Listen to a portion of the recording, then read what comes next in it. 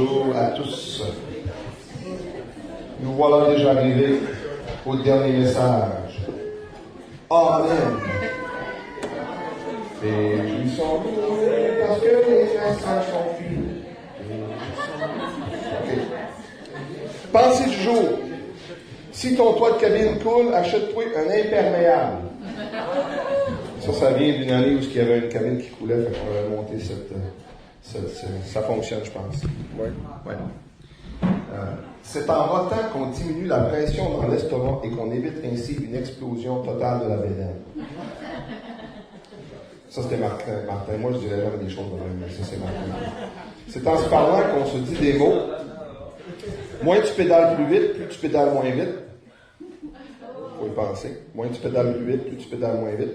Si t'es pas capable de le faire, ben arrête d'essayer. Pas compliqué. Et finalement, si vous cherchez le bonheur, regardez vos montres. Le français n'est pas bon, mais... Ouais. J'ai pensé ce matin prendre quelques instants, juste vous donner une petite mise à jour de notre famille et de notre ministère pour que si vous priez pour nous, vous puissiez prier en plus en pleine connaissance de cause. Et si vous ne priez pas pour nous, que vous allez pouvoir avoir l'occasion de vous repentir ce matin. On voulait vous annoncer, c'est la toute première fois au Québec qu'on l'annonce, que le Seigneur nous a dirigés à adopter 2 garçons, dont un est très intellectuel, puis l'autre est très prometteur. Et puis, je ne sais pas, ils sont disparus, les voilà. Et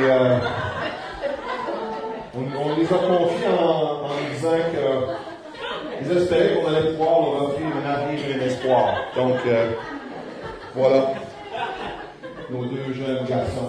On vient de les visiter, on les garde chez nous. On les laisse pas sortir très souvent. Non, ça c'est actuellement notre famille. Il y en a qui vont reconnaître nos enfants, peut-être d'autres moins. Notre plus jeune, Jessica, a maintenant 23 ans. Ça n'a pas de bon sens. Comment le temps passe vite.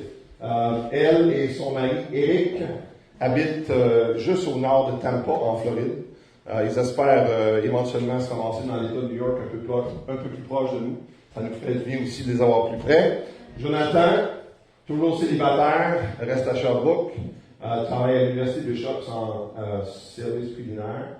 Et Jérémy, notre plus vieux, et Marie-Pierre, habite Sherbrooke aussi. Et c'est eux qui nous ont donné notre première petite fille, du nom de Léa, qui est super belle, qui ressemble beaucoup à son grand-papa.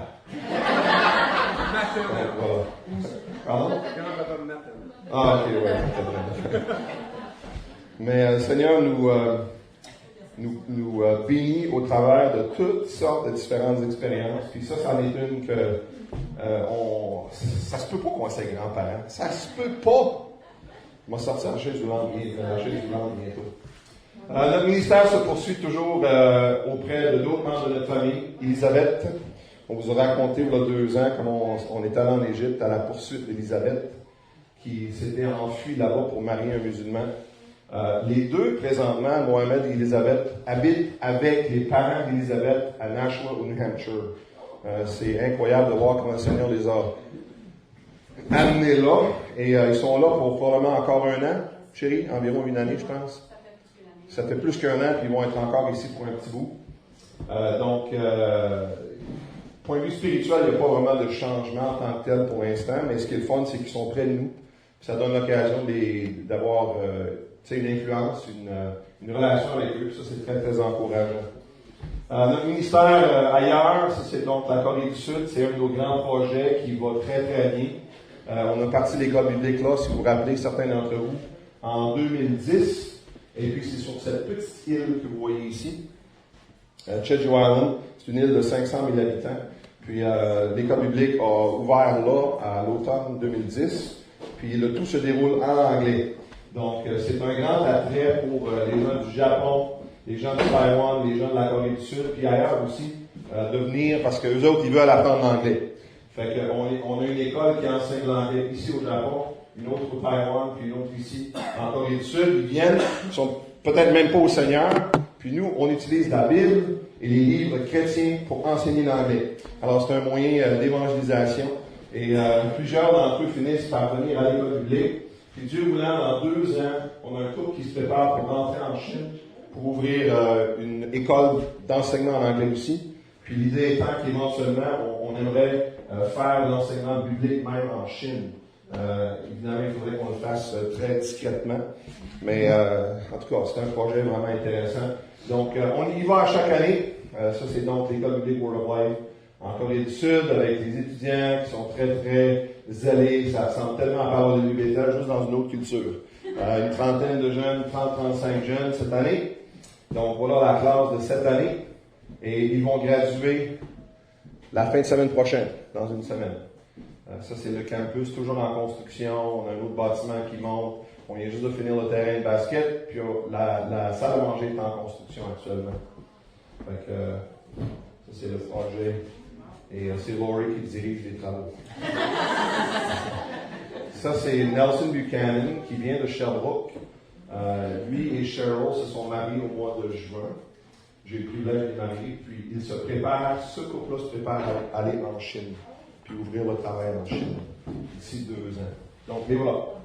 Nelson et Cheryl. Et puis, notre prochain projet, c'est dans le pays de l'Ouganda. Donc, on a un terrain ici, près de Kampala, qui est sur la rive nord du lac Victoria. Et les directeurs Thomas et Faith Obunde, qui viennent d'Ouganda, sont les directeurs là-bas de Parole de vie. Et en 2005, un beau terrain de 20 acres a pu être acheté. Puis en très, très peu de temps, grâce à l'aide de beaucoup d'équipes de travail qui sont venues d'un peu partout dans le monde, ils ont pu construire plusieurs bâtiments. Puis maintenant, il y a une école chrétienne sur le terrain, de maternelle jusqu'en 9e année. Ça, c'est justement une des équipes de travail. Tous les bâtiments que vous voyez, là, c'est dans les 5-6 dernières années. C'est impressionnant ce que le Seigneur a fait là. Puis donc, cet automne, on va ouvrir un programme d'école biblique ici, en anglais aussi. Et on a hâte de voir ce que le Seigneur va faire avec ça. Donc, ça, c'est une petite vue en hélicoptère, ou en satellite plutôt, du terrain de Parole de vie en Ouganda. Alors, à Dieu soit la gloire pour tout ce qu'il fait. Alors, on veut revenir ce matin sur, pour finir ce message-là, parce que je déborde un peu sur ce matin. J'aimerais ça juste avoir un autre petit mot de prière, que le Seigneur nous puisse vraiment nous conduire et puisse m'aider aussi. Seigneur grand Dieu, le sujet de cette semaine est vaste. Et cette question de qui nous sommes en toi, c'est tellement important qu'on puisse le saisir et qu'on puisse vivre la réalité de ça. Donc, Seigneur, dans ce dernier message, je prie que tu puisses vraiment m'aider à pouvoir bien communiquer. Laisser de côté les choses qui sont moins nécessaires, puis qu'on puisse vraiment s'attarder sur des choses essentielles et bien conclure cette semaine d'enseignement. On te remercie que la vie chrétienne, c'est pas nous qui essayons de te plaire. La vie chrétienne, c'est de savoir te laisser, Seigneur Jésus, vivre ta vie au travers de nous. Et on te demande que tu puisses nous aider à s'effacer, à se tasser, se livrer entre tes mains, te laisser nous fortifier par ton esprit, nous diriger. Et Seigneur, merci Seigneur Jésus d'être notre justice et notre sanctification et notre sagesse, notre sainteté. Nous avons tout pleinement en toi. Et je prie qu'on puisse, encore une fois, vivre la réalité de ce que nous sommes. Donc, aide-moi Seigneur et ouvre nos cœurs pour qu'on puisse bien comprendre ce que tu as pour nous ce matin. Je t'en prie au nom du Seigneur Jésus. Amen. Donc hier, ma vraie pensée du jour, c'était l'idée que la nouvelle vie se vit depuis l'intérieur vers l'extérieur. Puis beaucoup de chrétiens cherchent à le vivre à l'inverse. Donc, on va s'auto-réformer, on va travailler du mieux qu'on peut pour changer l'extérieur, et puis on va devenir de bons chrétiens. Puis c'est complètement backwards, c'est complètement à l'inverse. La vie chrétienne, c'est pas moi qui essaie de reproduire Jésus en moi, c'est moi qui laisse Jésus se reproduire en moi. Et c'est vraiment un moment by moment à tous les jours que je dois apprendre ce que c'est. Et pour moi, je suis convaincu que c'est un apprentissage que personne va atteindre, le 100% en dedans de 2 semaines, 3 semaines. C'est vraiment un apprentissage de vie. De vraiment apprendre, non plus moi qui vis, mais Christ qui vit en moi. Et hier, j'ai voulu prendre ce texte, Éphésiens 3, un des textes préférés de l'apôtre Paul. C'est en fait une prière. Et Paul se met à genoux, puis il demande au Seigneur 4 choses, dans le fond. Mais c'est vraiment juste la première qui me préoccupe ici dans ce message, c'est qu'il demande au Seigneur qu'il puisse être puissamment fortifié par son esprit dans l'homme intérieur. Et on décortiquait ça hier et on avait commencé en disant que l'emplacement de la force spirituelle, c'est à l'interne. Nous sommes puissamment fortifiés par l'Esprit dans l'homme intérieur. Et qui est l'administrateur de la force spirituelle? C'est le Saint-Esprit. C'est lui qui administre toutes les ressources de Dieu. Alors, si je vais être puissamment fortifié par le Seigneur, ça ne sera pas à part du Saint-Esprit. Ça va être au travers du ministère du Saint-Esprit en moi. Puis je résume très rapidement quelques points qu'on avait fait. L'Esprit est une personne, non une force vague. Je dois apprendre à coopérer avec lui. J'étais en jasage avec quelqu'un, je ne me souviens pas qui. Puis il m'a dit, quand j'ai vu le mot coopérer, il me semblait que ça serait plus le mot d'être soumis au Saint-Esprit. Puis j'argumente pas avec ça. Mais l'idée que je veux surtout développer ici, c'est que le Saint-Esprit s'en va dans une certaine direction, puis c'est à moi de m'enligner avec ça. C'est dans ce sens-là que je veux dire la coopération. Puis ça implique évidemment que je me rends. Ça implique que je me soumets à lui. Mais on avait dit, tu sais, comment faire, et puis on avait vu hier, premièrement, cette idée de vise, le mot vise. Fixe comme objectif de glorifier Jésus-Christ dans tout ce que tu fais, parce que c'est ce que le Saint-Esprit veut faire. Alors, si toi tu marches dans une autre direction, ben tu n'auras pas une marche avec le Saint-Esprit. Tu ne marcheras pas selon l'Esprit, parce que lui, il s'en va dans la direction de vouloir mettre Jésus en exposition dans ta vie. Si toi tu vas dans une autre direction, c'est bien une valeur. Lui, il a une marche, toi tu as une marche, mais vous n'avez pas une marche ensemble. Fait que ça, c'était la première idée. La deuxième, c'était le mot écoute. Et je veux revenir ici parce que j'ai vraiment l'impression d'avoir été un petit peu trop vite hier. Je veux juste finir une couple de petits points. Sensibilise ton cœur à la voix du Saint-Esprit. Et on avait parlé de cette question de solitude et de silence. Je suis étonné de voir dans les Écritures, en consultant les différentes situations, en regardant les différentes situations où Dieu parlait à quelqu'un, combien souvent c'était dans le calme et dans le silence. Ça ne veut pas dire que Dieu ne peut pas crier, ça ne veut pas dire que Dieu ne peut pas faire toutes sortes de choses pour capter notre attention. Mais très souvent dans les Écritures, je dirais la majorité du temps, Dieu parlait dans le calme. Il s'attendait à ce que son serviteur se calme les nerfs, s'arrête, puis prenne la position d'un auditeur qui écoutait. Probablement l'histoire la plus connue, c'est peut-être Élie. Alors que Dieu lui parle sur le mont Sinaï, lui qui était découragé, et Dieu vient le voir, puis c'est pas dans le vent, puis c'est pas dans le feu dévorant, puis c'est pas dans tout le bruit et tout ça, c'était dans une petite voix, une voix douce, que Élie reconnaît la voix de Dieu qui lui parle. Et c'est souvent le cas aussi pour nous. Et jamais qu'on va pouvoir vraiment sensibiliser nos cœurs si on ne cultive pas un peu de solitude et de silence. D'être à part seul avec le Seigneur, sans distraction. Fermer éventuellement les choses qui peuvent préoccuper nos oreilles, nos yeux, puis dire, Seigneur, regarde, c'est juste toi que j'écoute. Là. Et je ne l'ai pas lu hier, mais je veux le lire ce matin, ce fameux texte d'Ésaïe 30. J'ai fait référence à ça hier. Un texte que le Seigneur m'a beaucoup encouragé au fil des années, avec ce texte en particulier.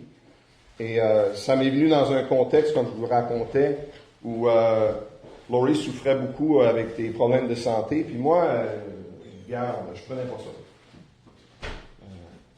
J'acceptais pas ça de la main de Dieu. Moi, j'en avais ras-le-bol de voir ce qu'elle vivait.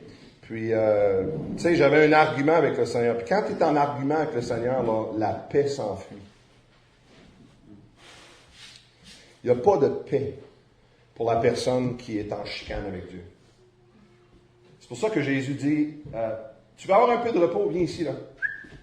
Viens à moi, puis apprends de moi, car je suis doux et humble de cœur, et vous trouverez le repos pour vos âmes. Le mot doux veut dire soumis. Donc Jésus dit, garde, viens ici, là, il faut que je t'apprenne deux choses. La douceur, c'est pas la faiblesse, ça. C'est la force qui est maîtrisée par un maître. C'est d'être souple, doux entre les mains de Dieu, de dire, OK Seigneur, j'accepte. Et l'humilité, de dire, moi je ne suis pas la quatrième personne de la Trinité, là, je ne suis pas Dieu. Puis, c'est pas moi qui contrôle les circonstances. Puis Dieu connaît pas mal plus que moi.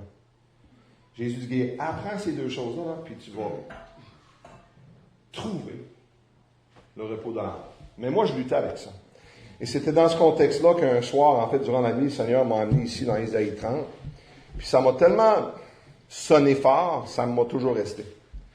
C'est au verset 15, chapitre 30. « Car ainsi a parlé le Seigneur l'Éternel, le Saint d'Israël, c'est dans la tranquillité et le repos que sera votre salut. C'est dans le calme et la confiance que sera votre force. Mais vous ne l'avez pas voulu. » Vous avez dit non, nous prendrons la course à cheval. Y en a-tu qui sont bons là-dedans? Moi, je suis un expert à la course à cheval.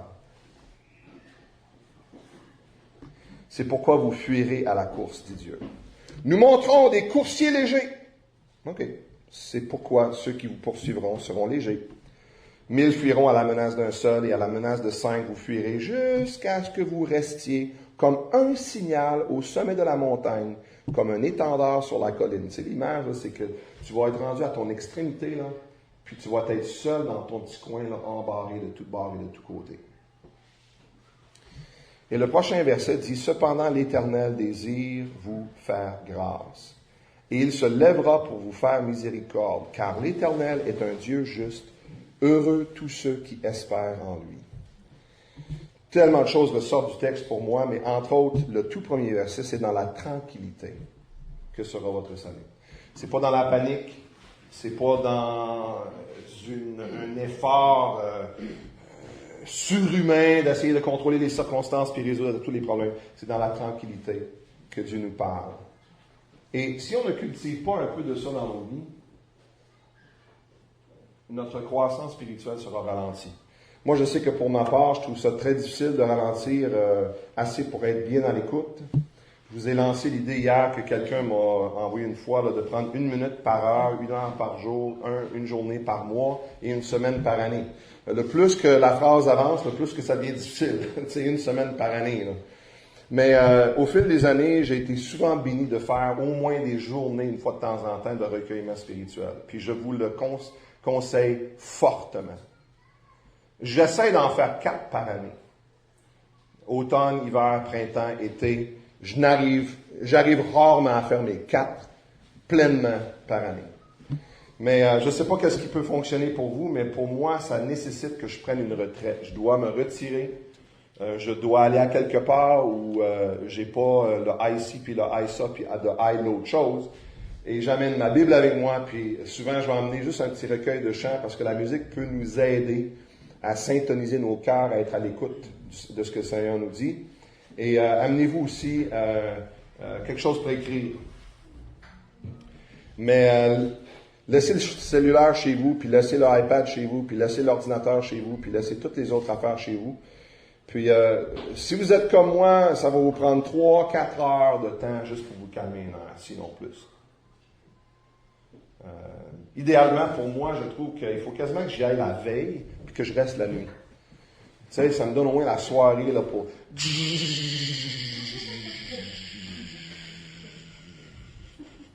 OK, là, on dort.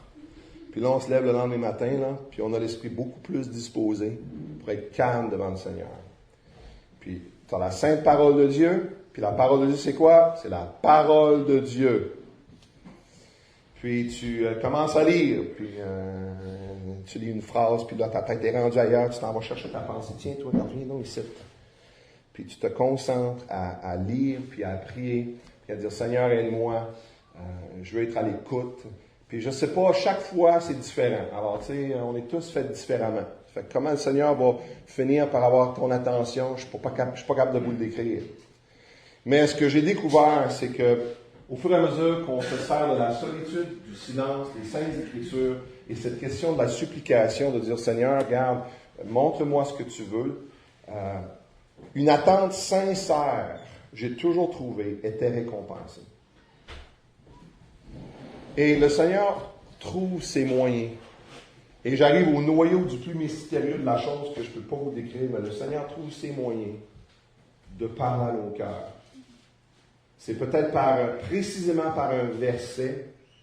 Parfois, c'est peut-être par une forte pression à l'interne sur ma conscience ou une idée qui me sort pas de la tête, ou quelque chose qui me revient à l'esprit, que je suis pas capable d'écarter.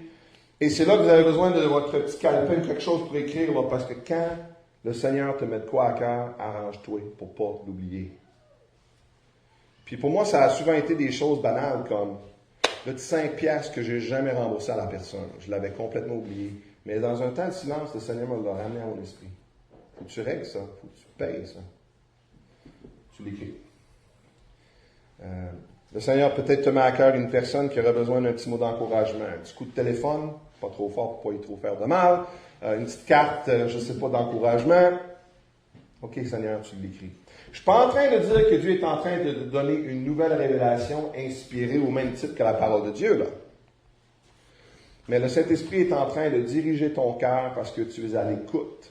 Puis jamais qu'il va te dire une chose qui va aller à l'encontre de la parole de Dieu. Fait que si tu reçois un message comme de quoi que tu dois faire quelque chose qui va à l'encontre de la parole de Dieu, tu écartes ça puis tu ramènes ta pensée captive à la vérité de Christ. Puis je veux aussi dire ceci, je suis pas en train de prôner l'idée que je vide ma pensée là, par des puis là je me mets dans une espèce de transe, puis là je vois des visions. Je suis pas en train de dire ça, je suis en train de dire que je calme mon cœur devant la lumière de la parole de Dieu, puis j'enlève les distractions, puis je me mets vraiment dans un état de prière devant l'Éternel, puis je m'attends à lui.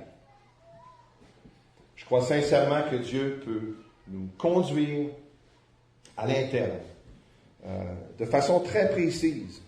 Et ça se fait d'une façon très personnelle aussi, pour chacun d'entre nous.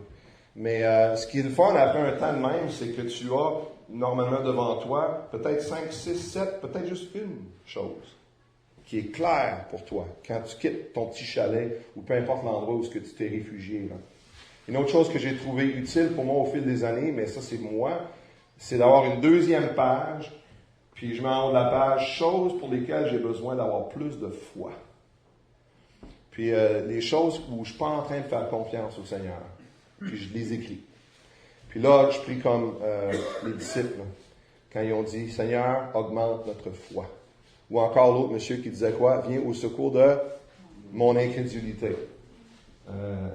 Seigneur, je te fais pas confiance ici, puis je te fais pas confiance ici, puis ici. Puis je vais les noter, parce que je veux en faire une chose que je vais demander au Seigneur de m'aider. Et je reviens là-dessus pour expansionner cette idée-là pour arriver au numéro 3. Parce que le numéro 1, c'était quoi? Bise. Numéro 2, c'est écoute. Et le numéro 3, c'est obéis. Et ce que je veux dire par là, c'est fais la prochaine chose que tu sais que Dieu te demande de faire. Et c'est ici qu'on voit surtout le concept de la marche selon l'Esprit. C'est une marche qui se fait un pas à la fois, c'est pas par des sauts en longueur. C'est une marche dans l'esprit. C'est un pas à la fois. Trop souvent, nous, on veut faire des sauts en longueur. Seigneur, montre-moi ce que j'ai besoin de savoir pour le mois de décembre. Puis le Saint-Esprit a 50 affaires à te faire faire avant le mois de décembre. Mais trop souvent, nous, le prochain pas pour nous est clair, mais on ne veut pas le prendre si on ne voit pas plus loin que le prochain pas.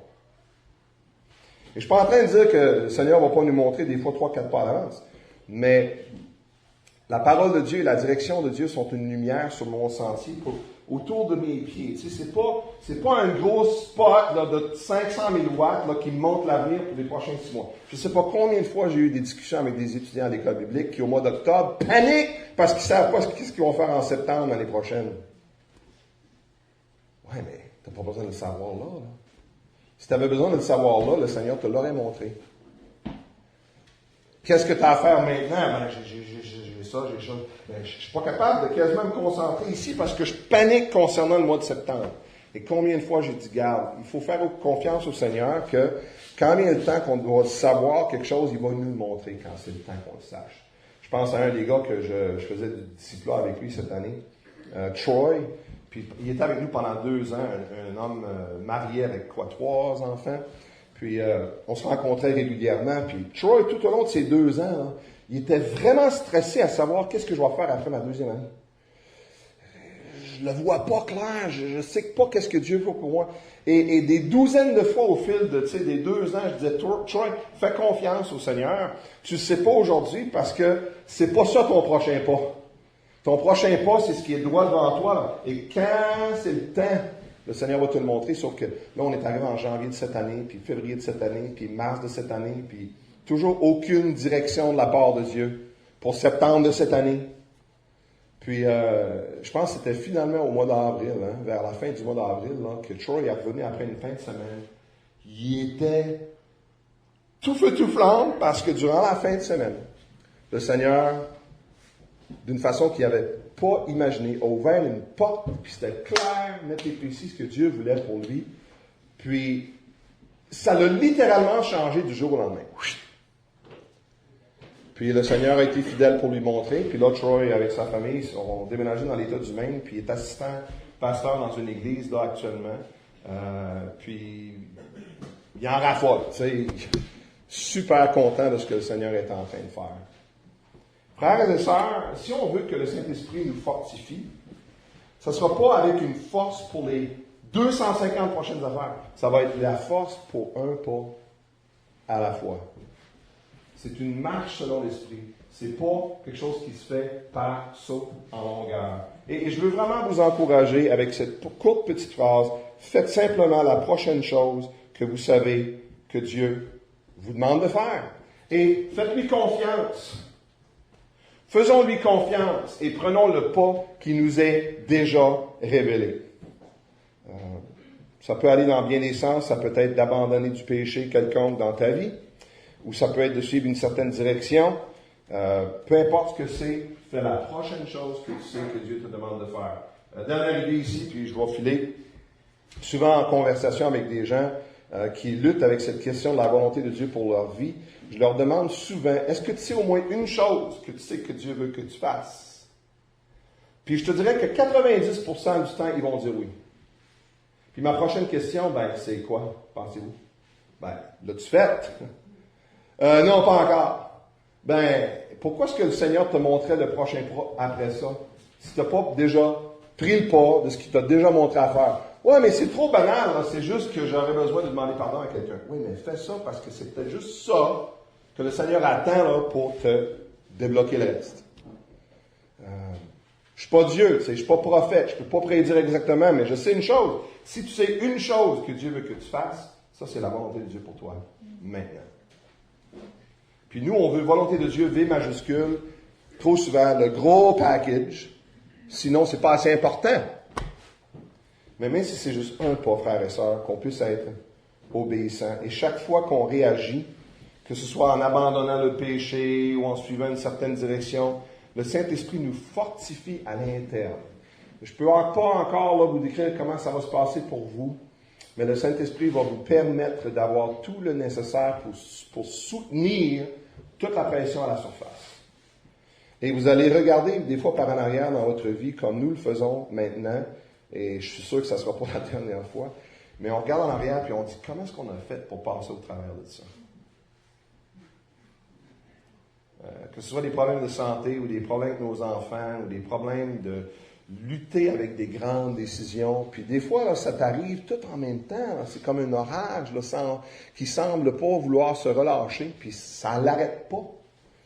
Puis c'est un pas à la fois. J'ai pas besoin de la force pour demain. Là. J'ai besoin de la force pour aujourd'hui. Puis ensuite, on verra pour demain. Pour terminer cette section, je voulais juste que vous puissiez remarquer, frères et sœurs, les résultats d'une vie qui est fortifiée par l'Esprit. Si vous faites la suite de la lecture d'Éphésiens 3, 17 à 20, ça va lire comme suit. Paul dit, je prie que vous puissiez être puissamment fortifiés par l'Esprit dans l'homme intérieur, en sorte que Christ habite dans vos cœurs par la foi, en voulant dire que Christ soit confortable chez lui en toi. En sorte que, étant enraciné et fondé dans l'amour, vous puissiez comprendre avec tous les saints qu'il y a la largeur, la longueur, la profondeur et la hauteur, et connaître l'amour de Christ qui surpasse toute connaissance. C'est comme ça que les Juifs appelaient sauter tout au circuit. OK? Dépasse toute connaissance. En sorte que vous soyez remplis jusqu'à toute la plénitude de Dieu. Pas de vous, mais de Dieu. Puis au cas où, là, qu'il y avait un lecteur qui disait, non, pas, tu demandes pas trop d'être rempli jusqu'à toute la plénitude de Dieu, le prochain verset dit, or à celui qui peut faire, par la puissance qui agit en nous, infiniment, au-delà de tout ce que nous demandons ou pensons, à lui soit la gloire dans l'Église et en Jésus-Christ, dans toutes les générations, au siècle des siècles. Amen. Ça, c'est une prière. Ça, c'est une prière. Ça, c'est les résultats. Là. Et le tout se déclenche avec quoi? Cette première idée là, d'être fortifié par l'Esprit. Une fois par semaine? Non. Paul dit, même si l'homme extérieur se dépérit, l'homme intérieur est renouvelé de jour en jour, quotidiennement. Et donc, la vie chrétienne pourrait se résumer avec l'idée que c'est simplement l'application de la puissance de Dieu au quotidien, dans mon quotidien. Est-ce que tu prends soin de l'homme intérieur? Est-ce que tu prends soin de la femme intérieure? Mon cinquième message que je vais devoir faire assez rapidement, et je vais rouler assez vite, mais je vais vous laisser avec quelques idées de conclusion. Puis c'est tiré de 1 Corinthiens 5, 1 Corinthiens 5, 16 et 17. Et vous allez très facilement reconnaître le verset 17, peut-être moins le verset 16. Oh, je me trompe, c'est 2 Corinthiens, excuse. 2 Corinthiens 5. Écoutez bien ces deux versets. Ainsi, dès maintenant, nous ne connaissons personne selon la chair. Et si nous avons connu Christ selon la chair, maintenant nous ne le connaissons plus de cette manière. Si quelqu'un est en Christ, il est une nouvelle créature ou une nouvelle création. Les choses anciennes sont passées. Voici, toutes choses sont devenues nouvelles. Bon, ça, c'était un verset auquel j'ai beaucoup fait référence.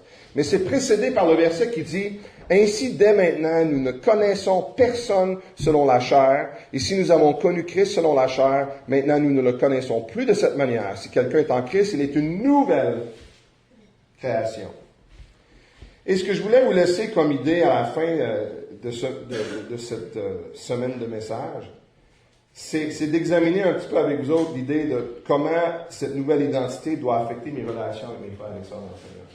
Vous savez, je trouve intéressant que dans la vie, nos relations changent. Hein? Moi, j'ai remarqué ça.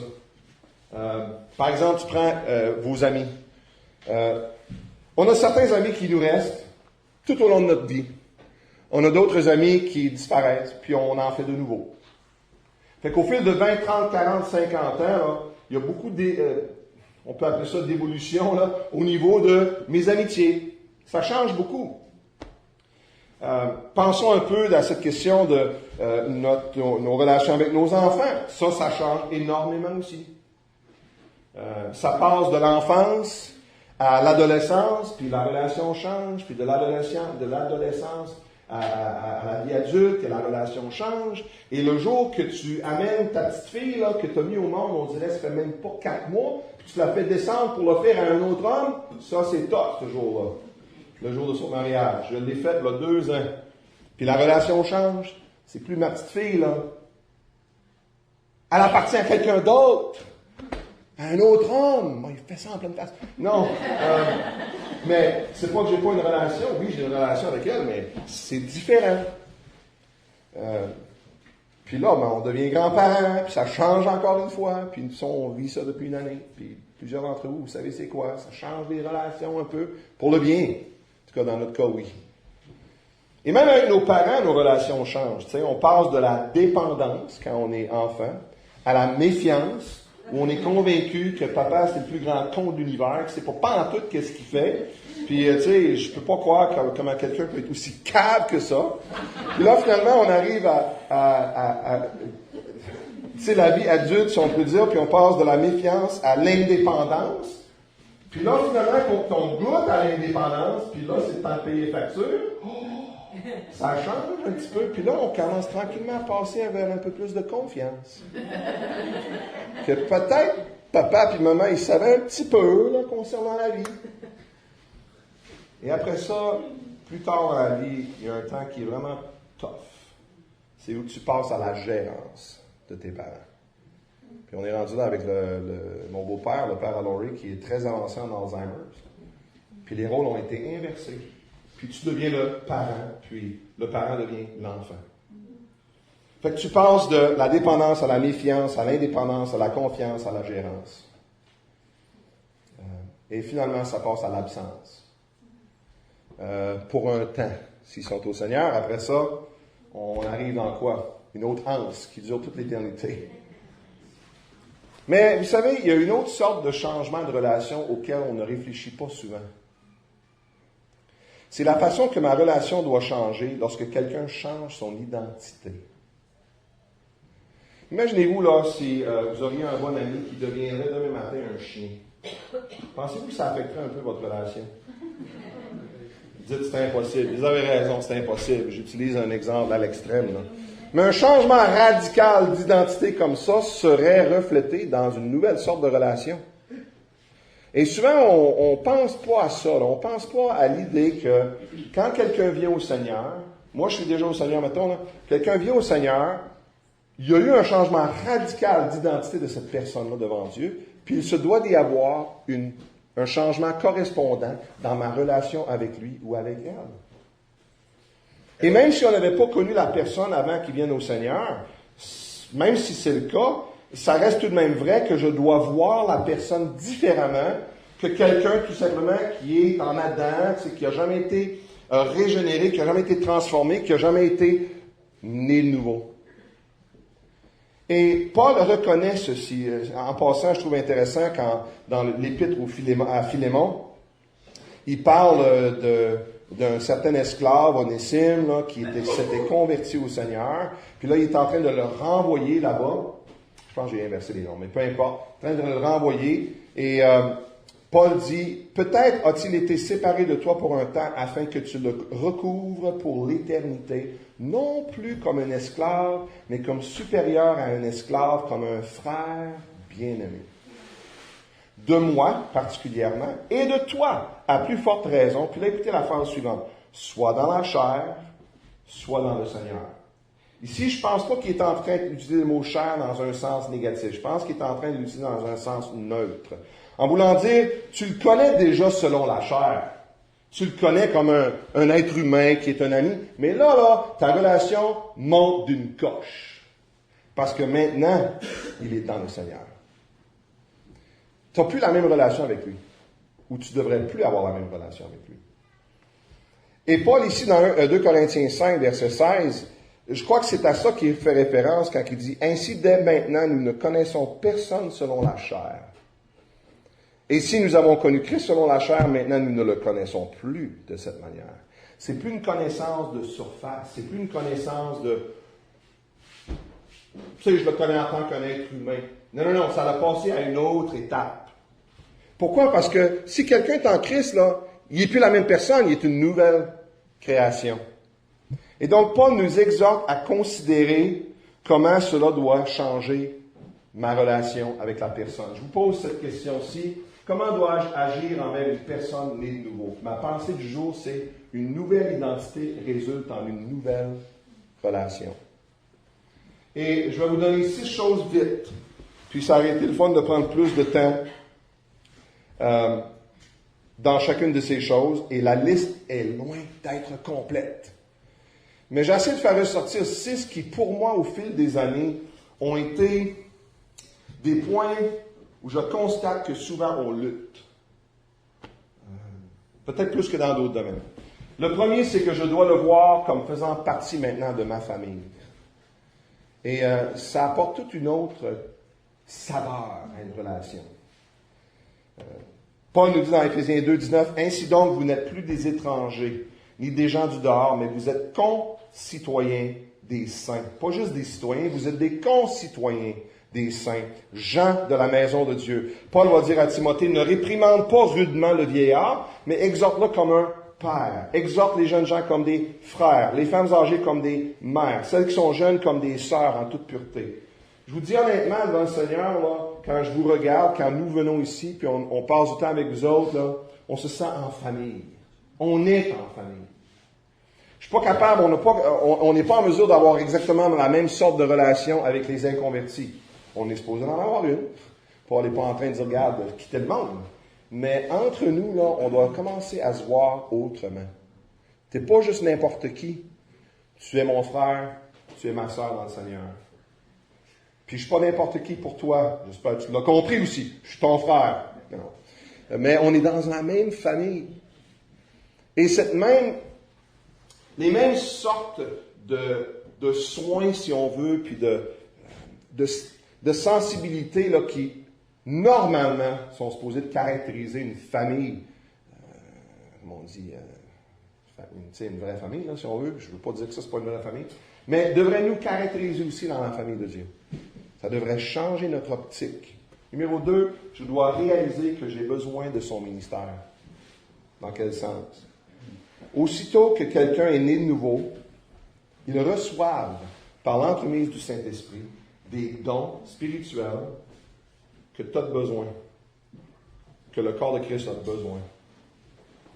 Paul nous en parle à maintes et maintes reprises, mais entre autres, par exemple, dans 1 Corinthiens 12, les versets 20 puis 21. Maintenant donc, il y a plusieurs membres et un seul corps. L'œil ne peut pas dire à la main, je n'ai pas besoin de toi. Ni la tête dire aux pieds, je n'ai pas besoin de toi. On doit réaliser qu'on a besoin les uns des autres. Puis le Seigneur vous a donné des dons que je ne possède pas, puis à l'inverse aussi, puis c'est vrai entre chacun d'entre nous, puis on a besoin les uns des autres. Puis la personne qui dit « Je serai une église locale à moi tout seul, chez nous », n'a pas compris les enseignements des Saintes Écritures. Dieu nous a placés dans une famille, nous a donné des dons et des capacités pour avoir un ministère auprès de la famille. Puis en tant que membre de la famille, je ne peux pas dire à qui que ce soit dans la salle « J'ai pas besoin de toi ». Timothée, 1 Corinthiens, je l'ai lu déjà, 1 Corinthiens 12, l'idée que l'œil ne peut pas dire à la main, je n'ai pas besoin de toi. Un autre devient un peu plus touché, je dois lui donner le bénéfice du doute. Dans quel sens? Moi, je remarque une chose étrange, c'est qu'on devient très, très exigeant à l'égard de nos frères et sœurs dans le Seigneur, alors que on est loin d'être aussi exigeant avec les inconvertis. Bon, je ne suis pas en train de dire là, que on ne devrait pas avoir aucune attente et tout ça. Je comprends tout ça. Mais le niveau de soupçonnage de mal dans le corps de Christ m'étonne. On se regarde de travers souvent, on se compare les uns avec les autres. Moi, je suis de Paul, moi, je suis d'Apollos, moi, je suis de Céphas. Puis on soupçonne très souvent, non le meilleur de la personne, mais la pire. Pourtant, 1 Corinthiens 13 nous dit, l'amour ne soupçonne point le mal, elle ne se réjouit point de l'injustice, mais elle se réjouit de la vérité. Elle excuse tout, elle croit tout, elle espère tout, elle supporte tout. On regarde ça là, puis tout. Ça veut dire quoi, tout? Excuse tout, croit tout, espère tout, supporte tout. Paul dit dans 1 Corinthiens 3, pour moi, il m'importe fort peu d'être jugé par vous ou par un tribunal humain. Je ne me juge pas non plus moi-même, car je ne me sens coupable de rien, mais ce n'est pas pour cela que je suis justifié. Celui qui me juge, c'est le Seigneur. C'est pourquoi ne jugez rien avant le temps, jusqu'à ce que vienne le Seigneur, qui mettra en lumière ce qui est caché dans les ténèbres et qui manifestera les desseins des cœurs. Frères et sœurs, je pense ici que ce que Paul a en vue, c'est pas l'idée qu'on peut jamais rien juger, mais c'est l'idée que quand ça vient aux questions de motifs, on n'est pas en mesure de juger. Seul Dieu peut révéler les desseins du cœur. Et je trouve intéressant que le texte termine en disant, alors chacun recevra de Dieu la quoi? Louange qui sera due. C'est pas marqué ici, chacun recevoir sa claque de batte de base dans la tête là, qui lui est due. Non, non, sa louange qui lui est due. Donc, à quelque part, jusqu'à preuve du contraire, parce que la personne a manifestement posé un geste qui est à l'encontre de la parole de Dieu, qui est assez grave que là, je suis dans un territoire de Matthieu 18, je dois donner le bénéfice du doute à mon frère et à ma sœur. Il faut faire bien attention au niveau des motifs, de juger les motifs. Ça, c'est une nouvelle créature en Christ. Il a une nouvelle identité. Puis cette personne n'est plus un pécheur misérable, c'est un né de nouveau, un saint qui lutte avec le péché parce qu'il ou elle est encore dans sa chair, comme d'ailleurs moi aussi. Mais j'ai une autre optique à l'égard d'eux autres. Et qu'est-ce qui se passe à l'interne? Numéro 4, je dois toujours chercher son bien spirituel lorsqu'il ou elle tombe dans le péché. C'est vrai que dans le corps de Christ, ça arrive, hein? Puis, sautons pas tout de suite sur la personne parce qu'on est peut-être la prochaine. Mais ça arrive. Et oui, c'est vrai qu'il y a des situations où il doit y avoir une corrective qui est apportée, mais dans toute intervention corrective, quel doit toujours être le but? C'est pas la punition. Jésus a été puni pour ça. C'est pas la punition. C'est la correction et la restauration. La remise en état. Galates 6, 1 et 2. Frères, si un homme vient à tête surpris en quelque faute, vous qui êtes spirituels, redressez-le. Moi, ça me fait comprendre que n'importe qui est charnel peut reprendre quelqu'un. Ça prend une personne spirituelle pour redresser quelqu'un. Vous qui êtes spirituels, redressez-le avec un esprit de vengeance. Non, mauvaise traduction de la Bible. Avec un esprit de douceur. Et douceur, c'est pas la faiblesse, c'est la maîtrise de la force. C'est un cheval là, qui est doux, là, c'est pas parce qu'il est faible. Parce que toute cette force est maîtrisée par un maître. Donc, il est doux et apte à être utile.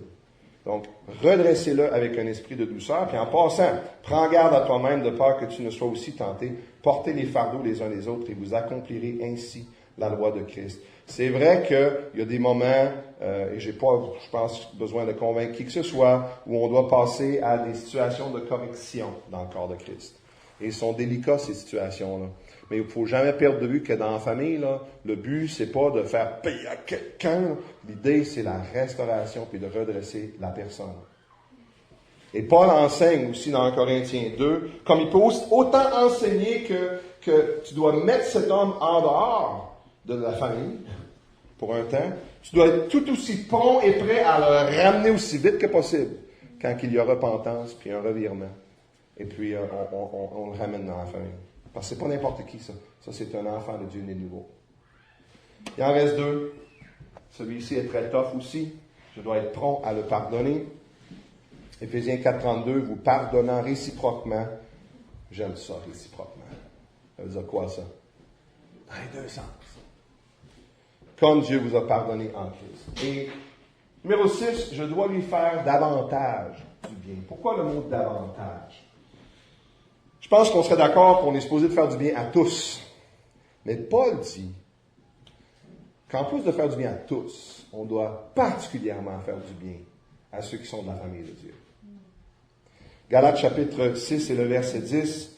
Ainsi donc, pendant que nous en avons l'occasion, pratiquons le bien envers tous et surtout envers les frères dans la foi. Romains 12, par amour fraternel, soyez pleins d'affection les uns pour les autres, par honneur, usez de prévenance réciproque, pourvoyez aux besoins des saints, exercez l'hospitalité. Et le meilleur texte que je pourrais vous suggérer, si vous êtes en train de noter des textes, c'est Éphésiens 4. Et je veux conclure avec la lecture de ce texte-là, parce que ça rejoint bien des bouts ensemble. Mais je dois faire davantage du bien. En passant, saviez-vous qu'il y a plus de 50, plus que 50 phrases les uns les autres dans le Nouveau Testament. Exemple, aimez-vous les uns les autres. Il y en a plus de 50. Dans la version anglaise, en général, il y en a 56, 57. Je n'ai pas compté en français, là, mais l'idée est pareille. Plus de 50, là. Donc, davantage du bien pour les saints. Éphésiens 4 et au verset 20, écoutez bien.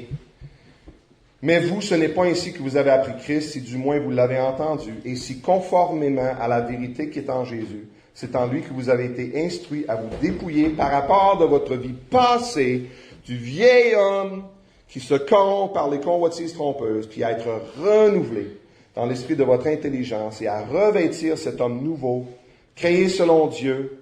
Voyez-vous, créé, c'est une nouvelle création. Créé selon Dieu, dans une justice et une sainteté que produit la vérité. C'est pourquoi renoncez aux mensonges et que chacun de vous parle selon la vérité à son prochain. Car nous sommes membres les uns des autres. On n'est pas n'importe qui, on est membres les uns des autres. Fait qu'arrêtez de vous mentir, là. Si vous vous mettez en colère, ne péchez point. Ça prouve que c'est possible d'être en colère et de ne pas pécher. On devrait faire une leçon. Comment être enragé pour la gloire de Dieu? Non, mais c'est possible. Jésus nous l'a montré. Mais que le soleil ne se couche pas sur votre colère. Et tout de suite après, il dit, et ne donnez pas accès au diable. Donc, je pense que de laisser le soleil se coucher sur notre colère, c'est de donner accès au diable. Verset 28, que celui qui dérobait ne dérobe plus, mais plutôt qu'il travaille en faisant de ses mains ce qui est bien.